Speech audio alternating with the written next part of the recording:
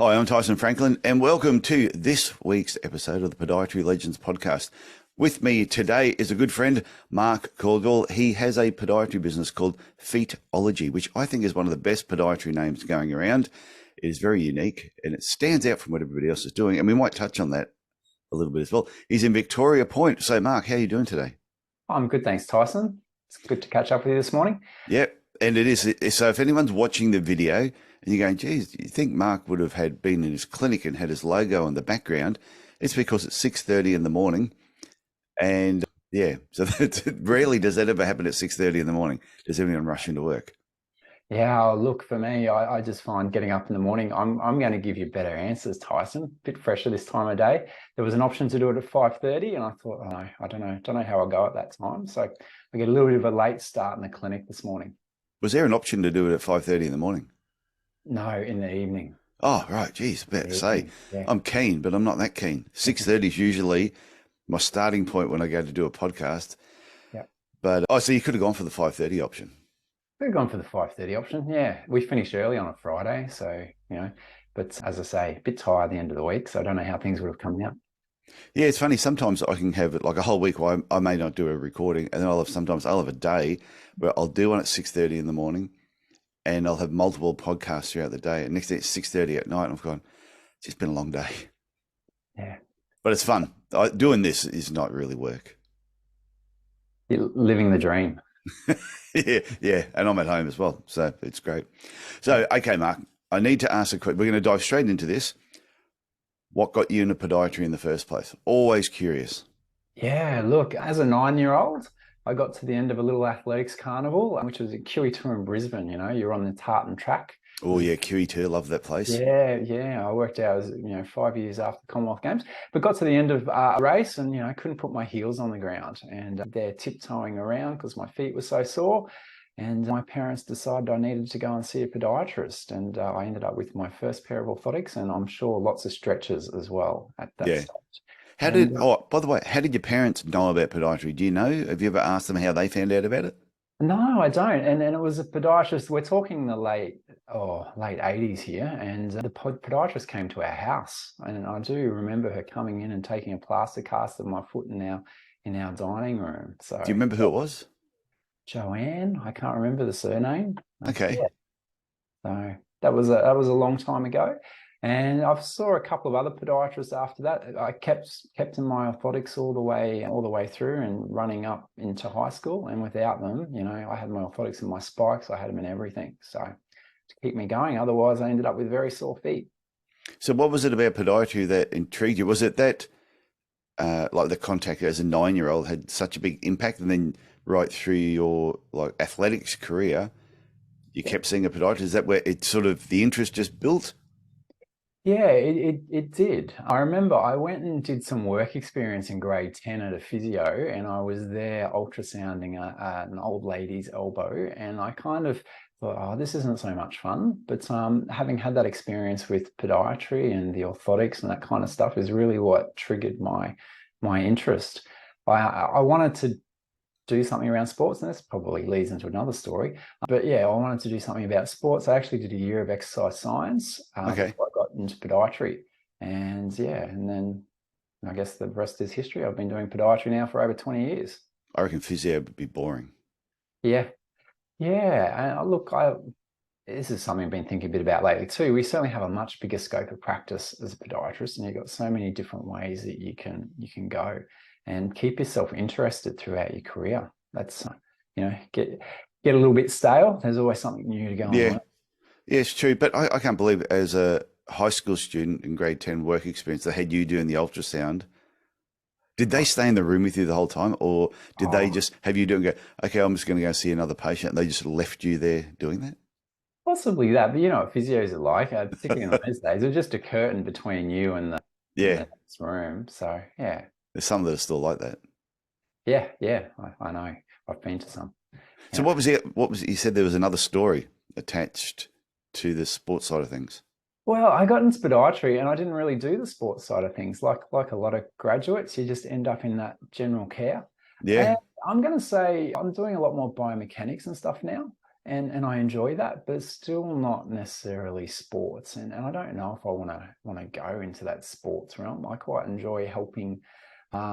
Just, we're helping your everyday ordinary person. They might be out running on the weekends. They might be having problems at work, and just helping them solve their full problems and keeping them doing the things that they want to do. I really enjoy that. Yeah, weekend warriors. I always thought the same thing when I was going to graduate, and in 1988 when I finished, a long time ago, just before Noah built the Ark, it was the only difference between a sports clinic and just a generalized clinic is the sports clinic had a treadmill, and they had a video player, like a 4-head VCR video player, and that was the whiz bang equipment. And there were a few other toys there, but nobody had them. So it was usually a video camera, a treadmill, and a longer hallway than the average podiatrist. Yeah. Now you've got to have your camera set up, your pressure treadmill, all that kind of stuff. So yeah. But I thought it was funny. I always same thing. Thought, I want to be a sports podiatrist because it sounds really great. And when I graduated, I pushed myself into that area. Even though I had a generalized clinic, I still pushed myself into the local sporting teams. Did the same thing in Cairns. But I found after a period of time, to find elite athletes were a pain in the ass. Yeah. Bit needy. Oh, needy. Yeah, needier than your kids. Yeah. Yeah. So if anyone's got kids and they know how needy they are, athletes are worse. Yeah. So yeah, it's so was that okay, I'll rephrase that. Was that a conscious decision to do that, or was it just it adapted into a generalized clinic and you thought, oh, I'm actually enjoying this. I don't want to go down the sports route. Yeah, look, I think it was probably more a case of circumstance, really. I'm going to say I haven't really I've treated a few people that are in that crossover into that more elite sports, and that's been enough. So it hasn't whet my appetite to do any more in that space. Yeah, but very early on, like I graduated and I was out there doing nursing homes and doing all that kind of stuff. So I really did hone my general skills very quickly, and I found that I was good with them. And I was able, you give patients good relief and it's rewarding. But over time, when you're just doing that all the time, it does become a bit of a grind. And I've tried to get out of doing as much of that work in a few different ways. First of all, it was getting in there and trying to get off the tools a little bit was probably my first thing. And then you start trying to bring people into the practice that you're not having to work and see patients as much. But in more recent years, I ended up back on the tools a lot more than I was in the past. The needs of the practice, making sure I'm getting back on the tools this time. We're doing it differently. We're setting time aside to be seeing biomechanical patients, schooling, reception. And I'm very lucky. I have my wife as our practice manager. And she's very firm out the front there as well, and making sure. We'll give a shout out to Ariella if she's listening to this. And I'm sure she will be listening to this because she want to know how amazing her husband is. Yes. She's my number one supporter. So and that's the way it should be. Yeah, and it's really good having someone like that in the clinic. And she really pushes hard, to make sure that those biomechanical spaces don't go elsewhere, and then we're getting to see those patients and they're able to book in when they need to come in and see me. So that's been a big change in our practice. And I've been getting in and doing a bit of learning and, working on improving my skills in that area as well. And as I was kind of saying earlier, it just gives you a bit of a new lease on your podiatry career and makes it all exciting again and worthwhile. Yeah. So when you graduated, how many years did you work for somebody else first? 5 years. I worked across 3 different practices, different owners. So was it because did you chop and change deliberately, or was the first job? Okay, the first job was the first job, and you went, okay, I need a change because I don't want to be sitting on the floor in a nursing home constantly. Were there reasons for changing? Yeah, and moving. Well, I grew up on the Gold Coast. There wasn't a heap of opportunities down there for my wife, who was working in HR at that stage. Yeah. So we made the choice to move to Brisbane. So we had to change jobs a little bit there. Whereabouts on the Gold Coast are you from? Southport. Oh, right. Okay. Yeah, grew up in Southport. So when we moved to Brisbane, November 11 happened out that first year we were in Brisbane, and Yeah. I lost my first job around that stage. The lady I was working for, her husband worked for Ansett. They collapsed. He lost his job. She had to go back on the tools full time, and then she helped me find another job, which got me out into the Redlands, which is now where I own a practice and live. So it's funny, these kind of little things happen. They're tough at the time, but it's kind of led to us living in a great part of the world that I wouldn't have known about otherwise. Yeah, actually, you never would have thought about, because of the whole 9/11 Yeah. happening, and people, there would have been a certain group of people, not just the pilots that lost their jobs, but what that would have trickled down to as well. No different to probably COVID, when it kicked off, 3 years ago or whatever, that there would have been a lot of people that lost jobs and all that probably affected households, which probably may have forced some podiatrists back into working as well. Yeah.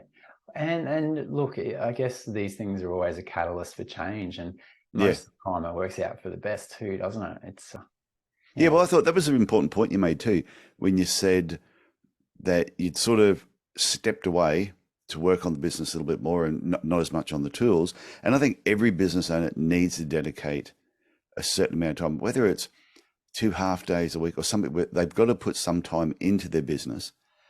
But I think it's also some business owners have got to be aware of, there's going to be times you're going to get pulled back into your business. It's like is it from the Godfather? I think, is it the second one? Or Scarface, who goes, just when I thought I was out, they pulled me back in. Yep. I can't remember which movie that's from. Oh, is it the guy? I don't know. I'm not up with those mafia movies. And he says, just when I thought I was out, they pulled me back in. It's not the Godfather, is it? I'm not sure. I watched The Godfather just recently. I can't remember which line that's from. There'll be someone listening to this who will know exactly what it is. Please email myself, tf@tysonfranklin.com.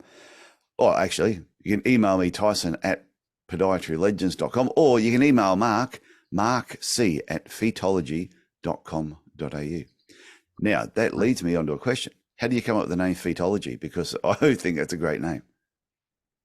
Well, Feetology, it came about. We had a holiday once upon a time as business owners. That don't happen that often. We found ourselves in Switzerland, and as you do. They're called podologists. Walking down the street, there's a podologist. Oh yeah. And that it started to work out from there. We came back. We were wanting to rebrand. We were Redlands Podiatry, and we kind of wanted to get the location out of our name.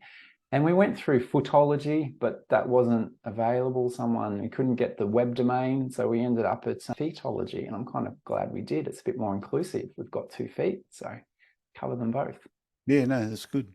Okay, well, that makes sense now. Well, at least that makes sense now on how you came up with it. What was Switzerland like? What was Switzerland like? We were only there for a day. We arrived at 6 o'clock in the morning after a 24-hour flight. we didn't let ourselves go to sleep. It was good. That was the start of a round the world trip. So from there into Italy and then UK and then Canada. Okay, how many years ago was that? 2006. Okay, so you've been doing that every year since. You take your big 4-week break and do the same thing, I'm sure. Well, we both left our jobs for that trip, and then we came back, and then that's when I ended up buying a little practice, and going from there. Yeah, and that's what I was going to say. So the progression was, so you worked for a few different people, changed a couple of jobs. What was the catalyst to make you decide, I want to work for myself? Because you could have quite easily stayed as an employee. And I think, and sometimes too, I don't think every person is designed to be a business owner. Yep. And some of the advantages of staying as an employee is you get to take a holiday every year. Whenever you feel like, if you've saved up the money and you haven't blown it all, you can take a holiday and just enjoy yourself. Yeah. So why did you decide, after taking a fantastic holiday, that now I want to have my own business? Control, Tyson. I have a need for control. I was working somewhere I wasn't 100% happy with how everything was done. Yeah. So it was my opportunity to get in and do things my way. So, and I was able to buy part of the business that I'd been working in. So I kind of knew it a little bit. The patients knew me, so that helped as well. But it was really only a 2-day-a-week gig. Yeah. managed to grow that. So Okay, so you bought into a business you're working at. Is that podiatrist still in podiatry, or did they? he is. He He is. is? Yep, he's still going. So in the next suburb. So Was that always part of the plan, or was that a surprise? no, I was buying one of his satellite clinics. So Oh, right. Okay. that was always known. So we went into it with that, and I bump into him every now and then. And we have a chat. He's still going well. Can you say who it was? Who it was? Yeah, who was it?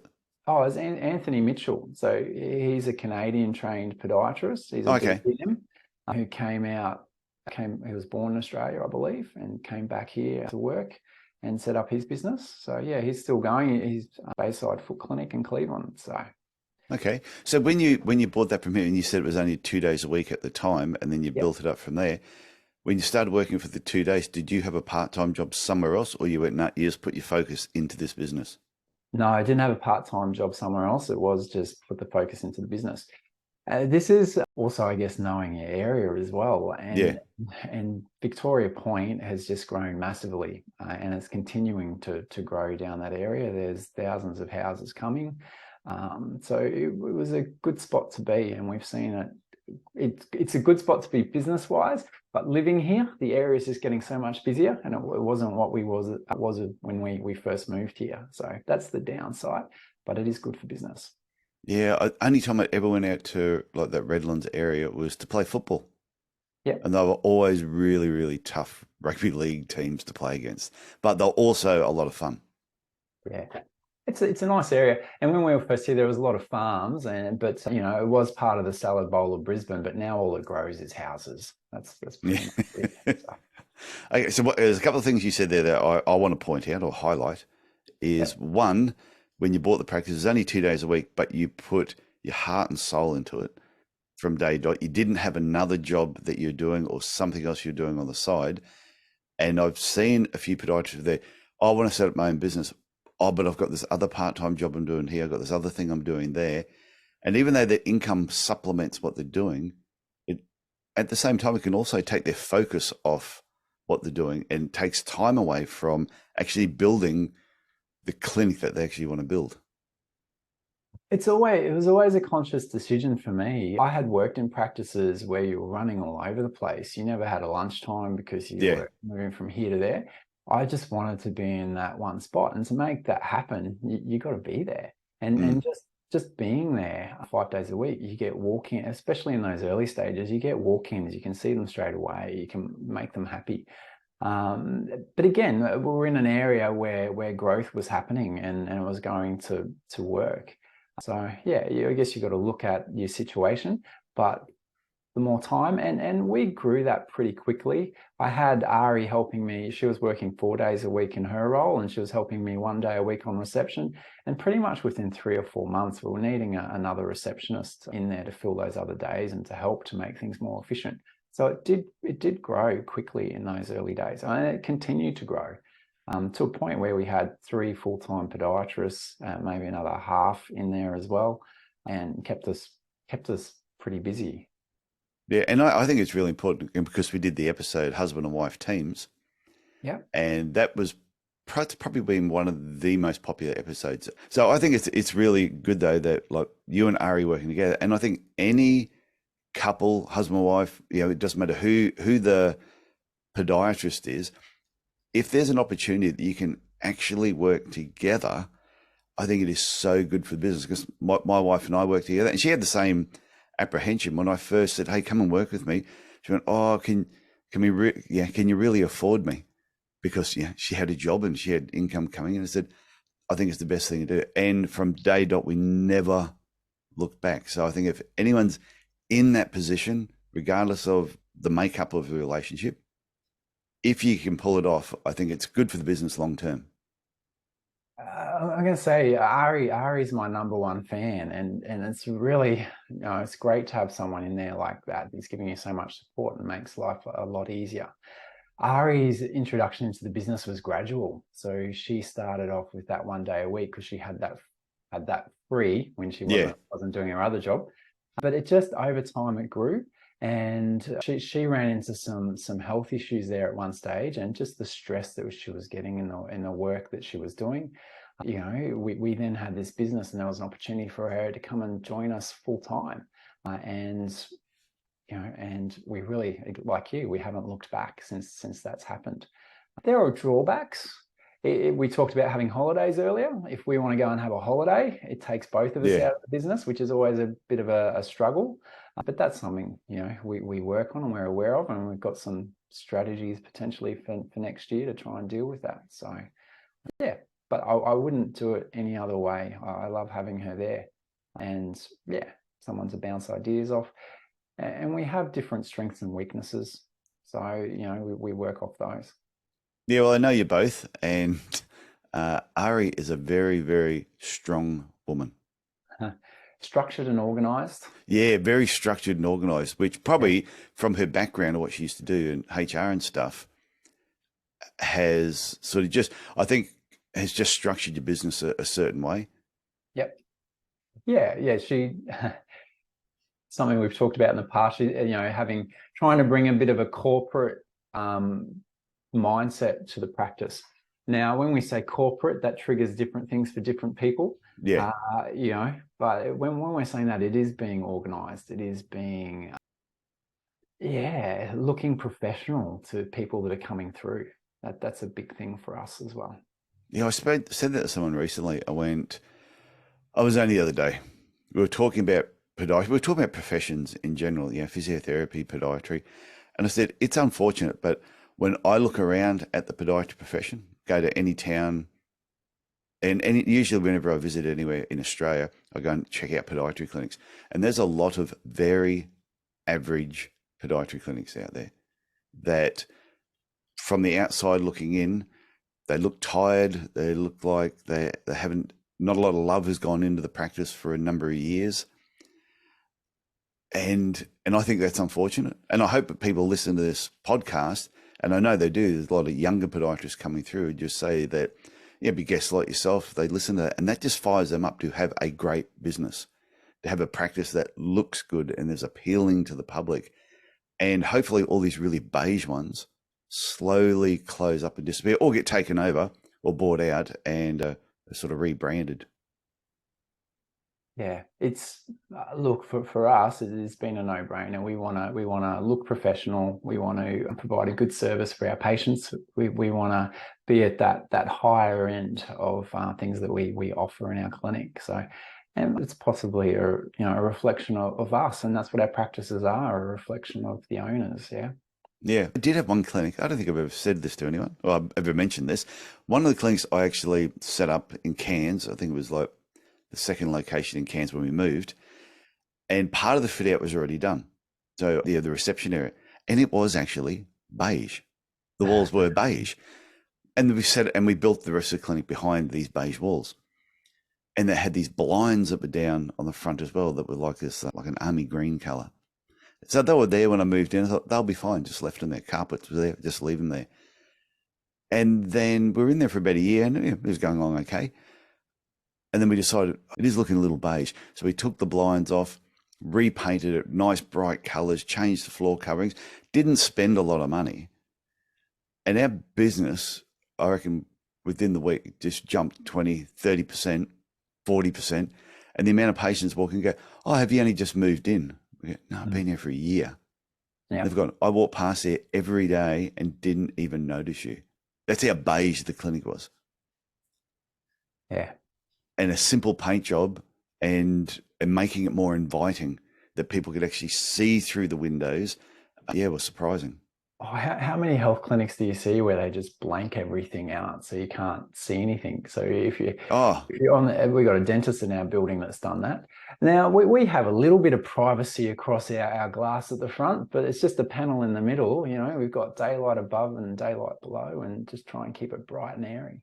Yeah, I think so. Some I know have had to do it because of the angle of the sun. Yeah, the sun's coming in and just absolutely smashes their reception area. So they have to put something up to try and block it if they can. But I've seen others where they don't get smashed by the sun, but they've got every window potentially goes in the reception area has got vinyl over it. And you go past them, and I'm always the same. If I can't see in a business, I'm a little bit apprehensive about walking in there because I'm thinking I don't want to open up the door and all of a sudden someone grabs me and drags me It's not inviting, is it? in. No, I love Uh, walking past a business and you can see through the glass and you go, oh, okay, they don't have two heads. They look relatively normal. It looks nice, and then it's a lot more inviting to actually walk through the doors. yeah, I totally agree with that. Yeah. So, and anyone listening to this, if you've got a ton of vinyl on your windows right now, and it's to keep the sun out, then keep the sun out because it's the comfort of the people that are in there. But if you don't have to have that much vinyl up there, take a little bit off. Let people see inside your business. Yeah. We have about half an hour in the middle of winter where the northern sun comes through and glares on the receptionist. And we've got a little blind we can roll down to help with that. But, I think that's a small price to pay to have a bit of light for the rest of the day and, have the place looking airy and inviting. So. Yeah, and I think that's with any podiatry business. The more inviting you can make a business, the more chance you've got of people walking in. If it looks dodgy in any way, people don't need too many excuses to just walk past or to second guess it. Yeah. Yeah. So, moving back onto your career as you've sort of moved through. So, how many years have you been practicing now? I graduated at the end of 2000. So we're 22 in my 23rd year, I guess. So it goes pretty fast, doesn't it? It does. It does. I'm in that midlife crisis stage now, Tyson. I remember when I graduated, I always said, I'm only going to do podiatry for 10 years. Yep. And before I blinked, 10 years had already finished. And I went, oh my, okay, well, I might do it for another 10. And then that went really fast. Okay, I'll hang around for another 10. And that went really fast. And now it's been 35 years. So it moves pretty quick. It is. Yeah. Well, there'll be people listening to this who will be going, I'm only 25. Yep. Yeah, we're starting to staff in now that have been alive shorter than my career. So yeah, it's starting to make me feel old, Tyson. Hey, so when you employ people, when somebody comes and joins your team, and I know a bit about your business, I know you and Ari pretty well, and I think you'd be pretty easy going to work with. Well, I wouldn't say you're easy going to work with, but I'd say you have a very well structured business to work through, especially when it comes to training. Do you put a lot of time and effort into mentorship, or is that an important part of when you're employing someone? It is. It is. We do spend a lot of time in that area. We kind of have our week set up so that we're catching up with our practitioners a fair bit. We do, some training. Have training scheduled Mondays and Fridays at the moment. Yeah. We catch up at the start of each day to plan what's happening for the day, and if there's any questions, we can be, looking through our patients for the day and be making sure we're providing the best service. And if there's any questions there, we can be answering those. And just really working as a team again to provide that best service for our patients. Yeah, because I get really tired and annoyed about hearing new and recent graduates complaining about places where they're working. Yep. Yeah, oh, my boss is mean, and I'm not getting paid what I should get paid, and there's no mentorship, and I'm getting sent out to 15 different locations, and I'm always in and out of my car. Yep. And I get the shits with that when I know there's people like yourself, Feetology, and there's a lot of other podiatry businesses out there that have got fantastic jobs going and are nice people to work for. Yeah. And I'm thinking, how can you guys not find each other?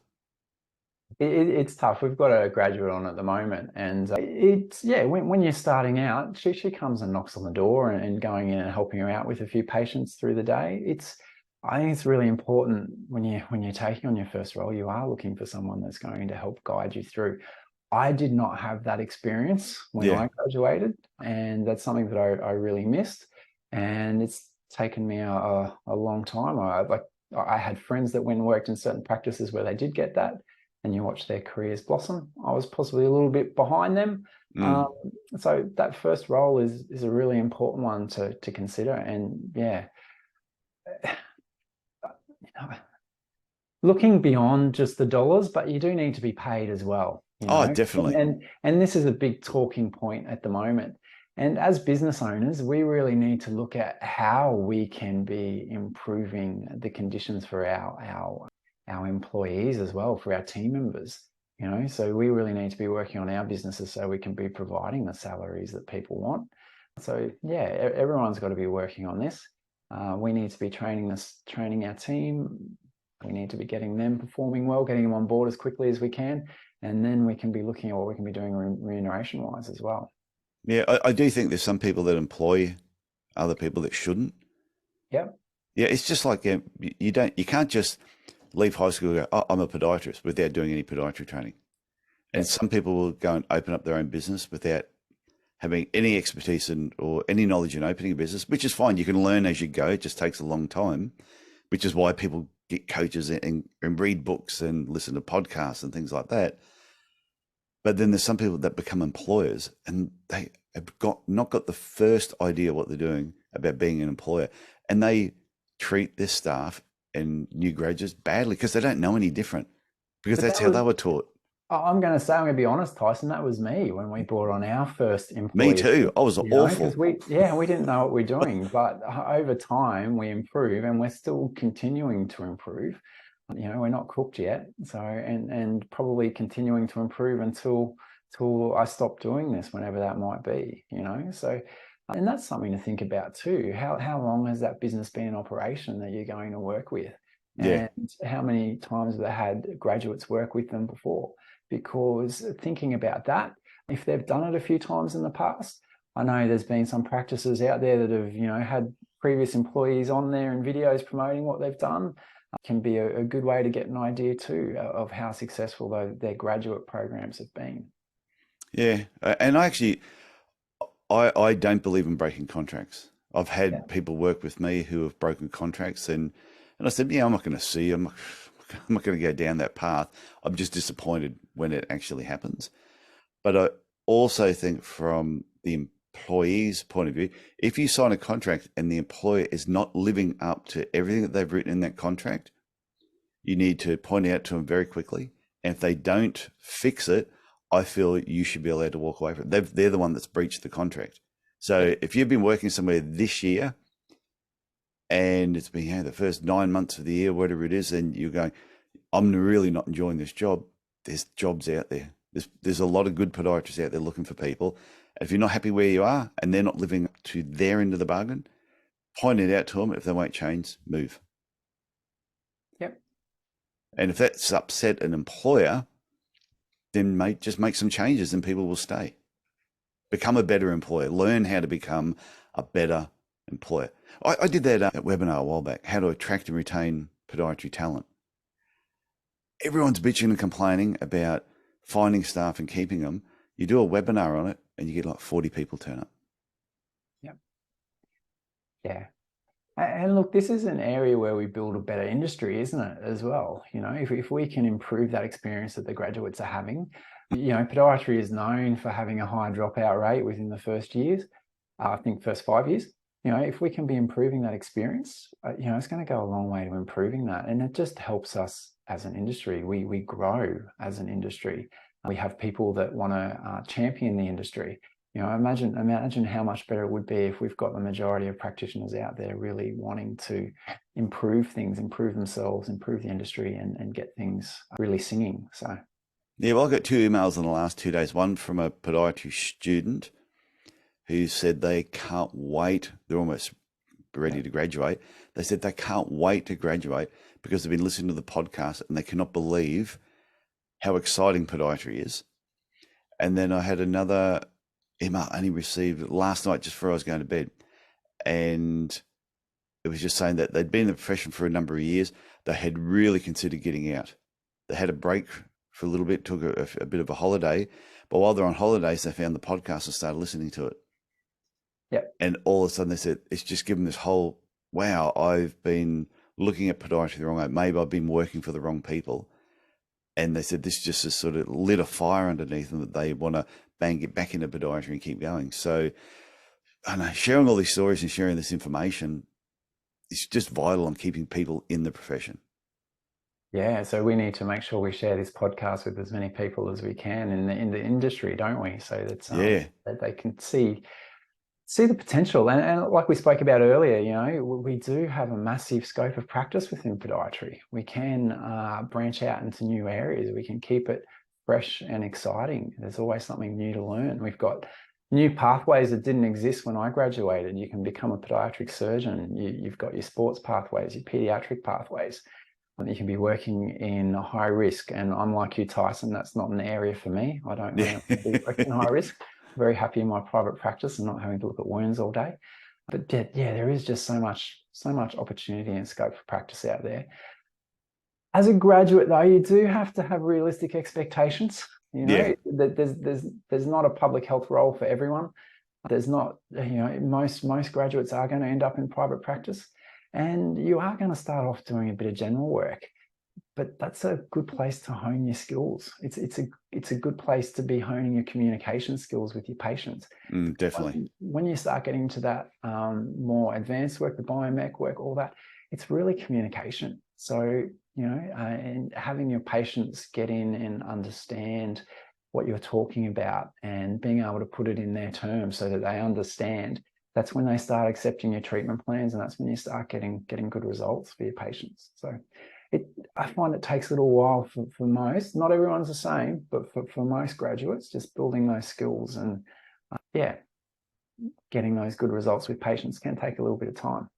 Yeah, and communication's a big part. You do learn to talk and communicate with your general patients or in routine foot care more than you will with sports people. Because with sports people, it's really you're hyper focused on their problem, their history, and you've really got to keep digging. There's not, even though you're talking to them, the communication part is different. Then when you've got someone who says, "Oh, I've got this cornea, calcium heals, whatever it is," and you've got 20-minute visit with them, and you've got to just maintain a conversation. It could be talking about anything. It could be baking, parachuting. It's the conversations go everywhere. It's also an opportunity to talk about other foot problems they might have as well Yeah. while they're in the chair, because often they don't know that they're there for their corns of their callus. They don't know. Oh, education is a big key. Yeah. They don't know that we're helping them with their plantar fascia and things like that as well. So you can talk about the weather and everything else, but also it never hurts to check in with how their feet and their legs and their lower back are going as well. And that is where you start. And then you're starting to talk to patients about these problems in a little bit less of a stressful environment of that's the particular issue that they're coming in for. So you can start to learn how to, these problems to patients and learn to read them when they're understanding, when they're not understanding, and when you need to go a bit deeper. Yeah, because every general patient can become an MSK or biomechanical type patient. And every biomechanical patient could potentially also be a general patient down the track, because everyone has different foot issues at different times.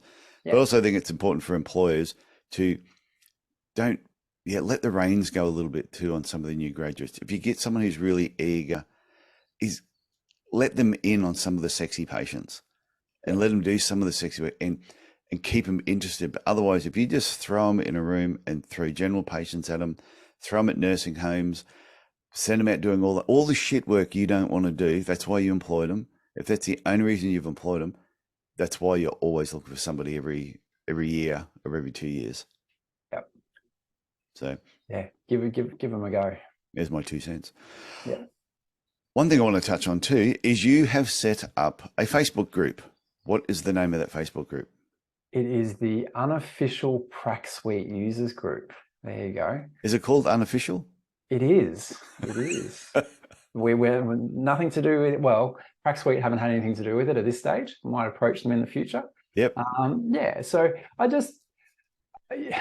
I really enjoy using Pracsuite. We use Front Desk beforehand, and this is their new program. But they haven't been great at getting out there and showing people what it can do. So we just want to create a users group where we can get together and do that. I'm going to say some of the other practice management programs have probably done that a lot better. But yeah, with Pracsuite, I like it. It was nice and easy transition from Front Desk. And there are just so many features in there that make your life so much easier. So wanting to make sure that everyone's using them, basically. and yeah, a place for people to ask questions and offer advice and perhaps share some templates and things as well. Okay, so it's called the Unofficial Pracsuite Users group. Users Group. Okay, so if anyone here uses Pracsuite or you're thinking about Pracsuite, go over and join the Unofficial Pracsuite Users Group. Yes. This is the fun part about podiatry, though, is you can have an interest in any aspect of podiatry, whether it's a practice management program. It could be it could be a toenail. You've got a specific interest in a specific problem about a toenail. And you can create these like online groups, or you can do more research in that and become just a little bit better than everybody else. Okay. And then start teaching it. I mean, it's what the scope is amazing. Yeah, it is, and it's something. It's a new little skill to learn as well, Tyson. I've used our Facebook for work and stuff, and where we've posted lots of videos and things in the past for promotion for our clinic. But yeah, running a group's a little bit different again. So far we're up to about 160 members in there. So if you're using Pracsuite and you want to know how to get a little bit more out of it, come and join us. Yeah, and see what we can learn together. Does anyone have to ask any questions, or do they have to answer any questions to get in the group? Not at this stage. It is a closed group. There's no questions to get in. Quite interestingly, most of the people that have applied to join, they're in all the same groups I am already. You see that when you're joining, and it's pretty easy to know you're a practitioner and coming in. We might have to change that in the future. We'll see how it goes. Yeah, surprisingly, even the Podiatry Business Owners Club, I probably reject as many as I let in. Yeah, I haven't run into that issue yet. So yeah, and I know there's some other groups that they'll just let anybody in. Yeah, if you breathe, you're in. Whereas the group I set up, I just went, I want to keep it as podiatrists. And there's the odd person who's not a podiatrist who's in there, who are friends of mine that have a skill set in a certain area.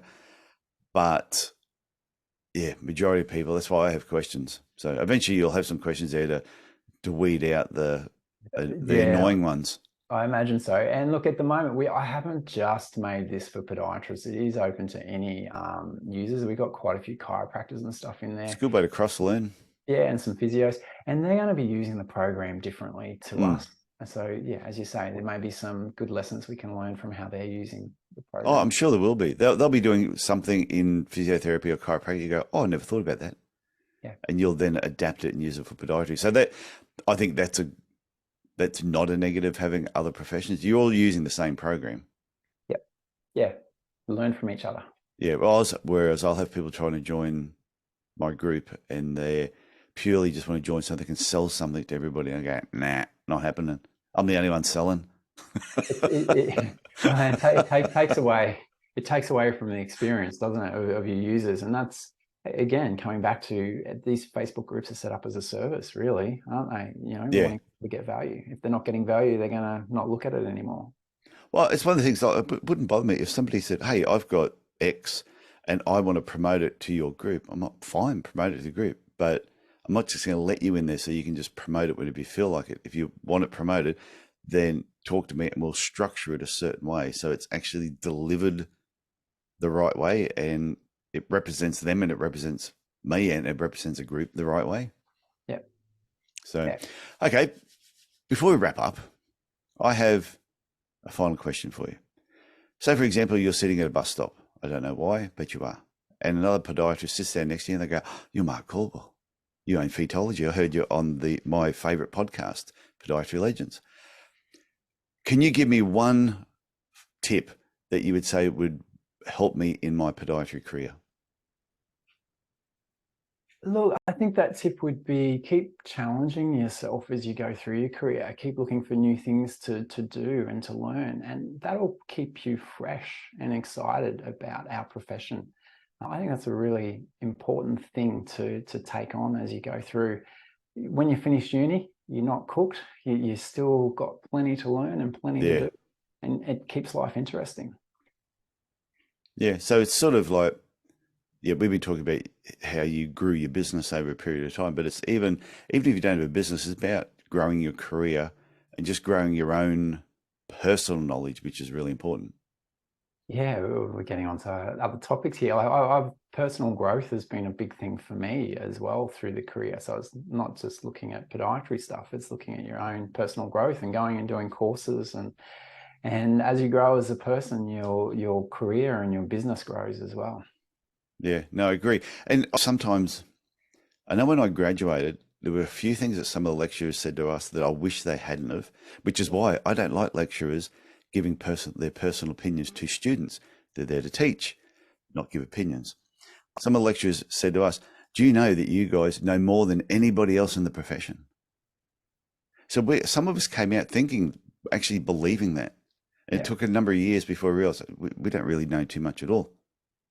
There's people out there that have been doing this 20, 30 years longer than us. They actually know more than us. Why did you say that we knew more than everybody? Yeah. I certainly didn't come out of uni feeling that way. I felt there was a whole lot more. Oh, no, I didn't feel that way when I came out, but that's what that's what some of them were telling us. Yeah. It's funny over the years too, you sometimes get patients say that, oh, you're out of uni, you're up to date with the latest stuff. Yes, maybe they are up to date with all the latest stuff, but we talked about communication earlier. They don't teach you how to relate to patients. They don't teach you how to, not particularly well, how to explain concepts so that patients understand. That's where your experience comes in. Yeah, and it's like, with lecturers when they say to some students, or don't work anywhere that keeps KPIs. I think that's the dumbest thing I've ever heard in my life. And if you ever hear a lecturer say that, if you're a student now and you hear a lecturer say that to you, that is a dumb lecturer. Because a lot of those lecturers will also have masters and PhDs, and the only way they get the PhD is by collecting data, and all KPIs is data. So they're telling you don't do something that they had to do to get their qualification. Makes no sense. Yep. Yeah, that's a whole other topic as well, isn't it? Oh, geez. I love it. I love upsetting lecturers, I think. So, but the good ones don't get upset. It's only the lecturers who don't listen to. Oh, actually, they probably don't listen to the podcast anyway. They're missing out. They are. So, Mark, I want to thank you for coming on the Podiatry Legends podcast, sharing some of your experience and wisdom. And have you got any final words you want to say before we wrap up? Oh, just thank you for having me. It's been good. I didn't quite know where our conversation would go today. I never know where it's going to go. Hopefully, people get some value out of our talk. So, thanks. I'm sure they will. And if anybody wants to contact Mark, his email address is markc@feetology.com.au. Or if you want to just check out his clinic, just go to feetology.com.au. So, Mark, thank you for coming on the podcast, and I'm sure I will talk to you again very soon. See you later. Thanks, Tyson. Okay, bye.